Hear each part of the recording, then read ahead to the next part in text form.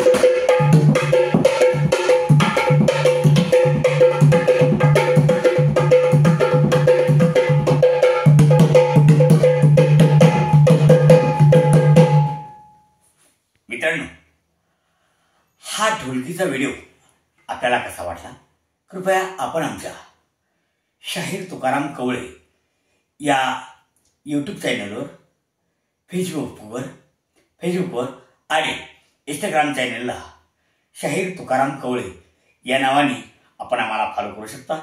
आम्हाला आपण कमेंट करू शकता, शेअर करू शकता। धन्यवाद।